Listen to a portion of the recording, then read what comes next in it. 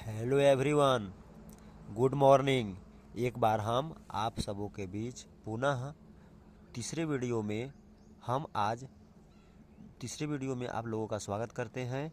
हम आज अरबों का सिंध पर आक्रमण और उसके प्रभावों के बारे में चर्चा करने वाले हैं।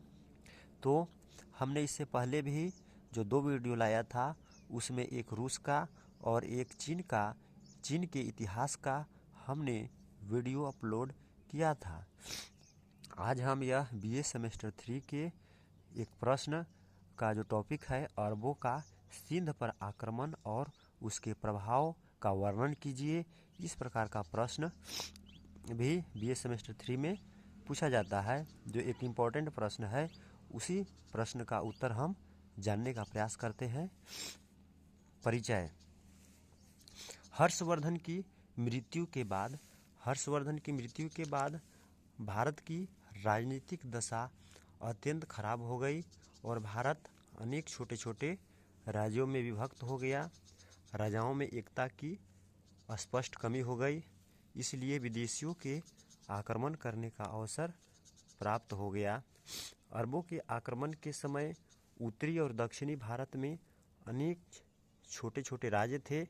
अरब के मरुस्थल में निवास करने वाले लोगों को अरबी कहा जाता था, अरबी कहते थे। इस्लाम को स्वीकार करने से पहले वे लोग भारत से व्यापार करते थे। भारत के साथ उनके व्यापारिक संबंध थे, लेकिन मुसलमान बनने के बाद उन्होंने अपने इस्लाम धर्म का प्रचार प्रसार और उसे फैलाने के इरादे से भारत पर आक्रमण किया और इस दिशा में मोहम्मद बिन कासिम का नाम सबसे उल्लेखित है, क्योंकि वही जो था 1712 ईस्वी में सिंध पर आक्रमण किया था और काफ़ी ज़्यादा प्रमुख था, क्योंकि उसके आक्रमण के बाद उसने भारत पर जीत हासिल किया। और मोहम्मद बिन कासिम ईरान का जो गवर्नर अल हजाज मोहम्मद बिन कासिम ईरान का गवर्नर अल हजाज का सेनापति और दामाद था। 1712 ईस्वी में उसने मोहम्मद बिन कासिम को भारत पर आक्रमण के लिए भेजा था। तब उस समय मोहम्मद बिन कासिम की उम्र मात्र कितनी थी? तो मात्र 17 साल थी। अरबों के सिंध पर आक्रमण के बहुत सारे कारण थे, जिनमें से हम पहला कारण देखने का प्रयास करते हैं। तो पहला कारण था धन प्राप्त करना।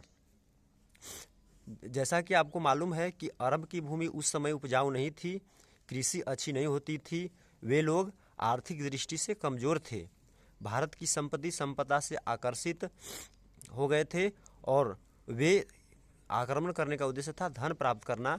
अपनी आवश्यकता और लालच को संतुष्ट करने के इरादे से भारत पर आक्रमण किए थे। दूसरा, भारत पर अधिकार करना। नोट, जैसा कि आप जानते हैं कि अरब की भूमि मरुस्थलीय थी, रेगिस्तानी इलाका था, जिस वजह से वहाँ की भूमि उपजाऊ नहीं थी और कृषि करना वहाँ पर असंभव था। आर्थिक दृष्टि से अरब के लोग कमज़ोर थे, भारत की संपदा बहुत ज़्यादा थी, कृषि अच्छी होती थी, यहाँ पर व्यापार के लिए बहुत उत्तम साधन थे। इतिहासकारों का विचार है कि सीरिया, फिलिस्तीन, मिस्र और ईरान आदि प्रदेशों को जीतने के बाद उनका जो अब भारत को जीतना चाहते थे और विजय का पताका फहराना चाहते थे। और तीसरा कारण था कि धर्म का प्रचार प्रसार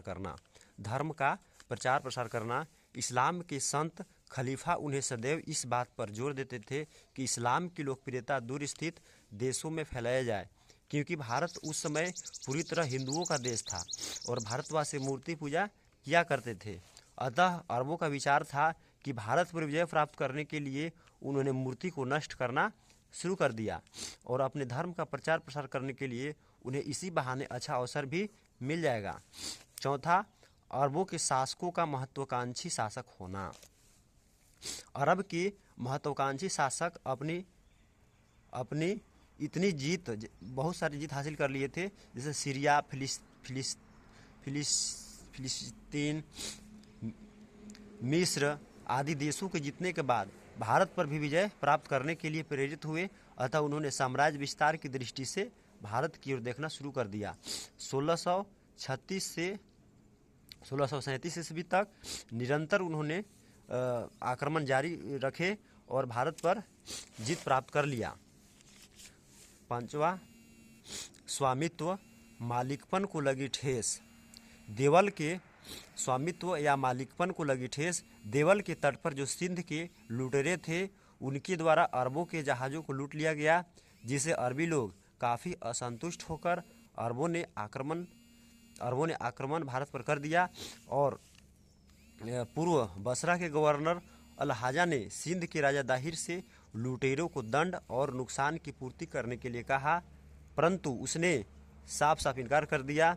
इससे भी अरबों के स्वामित्व को ठेस पहुंचाया। अब हम देखते हैं कि अरब के आक्रमण से भारत पर इसका क्या प्रभाव पड़ा। तो पहला है राजनीतिक प्रभाव। तो अरब आक्रमण का भारत में कोई विशेष राजनीतिक प्रभाव नहीं पड़ा। अरबों के सिंध विजय से भारत का कोई महत्वपूर्ण भाग मुसलमानों के हाथ में नहीं आया। अरबों ने भारत की राजनीतिक और सैनिक शक्ति को नहीं तोड़ा, क्योंकि भारत के किसी भी शक्तिशाली राज्य से उसका युद्ध नहीं हुआ था, तथा सिंध विजय ने मुसलमानों के लिए भारत विजय का मार्ग नहीं खोला। दूसरा, व्यापारिक प्रभाव। अरबों की विजय के परिणाम स्वरूप 8वीं से 10वीं शताब्दी के मध्य हिंद अरब व्यापारिक संबंधों का सर्वाधिक विकास हुआ। हिंद अरब व्यापार के विकास के कारण भारत में अनेक बंदरगाहों की समृद्धि बढ़ी। अरब व्यापारियों की गतिविधियों के केंद्र दक्षिणी समुद्र तट थे, परंतु अरब व्यापारी सिंध, पंजाब, बंगाल, असम तथा कश्मीर से भी व्यापारिक संबंध बनाए हुए थे। चौथा, धार्मिक प्रभाव। मोहम्मद बिन कासिम के सिंध विजय के दौरान अरबों ने धर्मांधता का परिचय दिया और बलपूर्वक धर्म परिवर्तन करवाया था। सिंध विजय के पश्चात अरबों को भली भांति समझ आ चुका था कि स्थानीय सहयोग के बिना थोड़े से अरबों के बदौलत सिंध में शासन नहीं किया जा सकता है।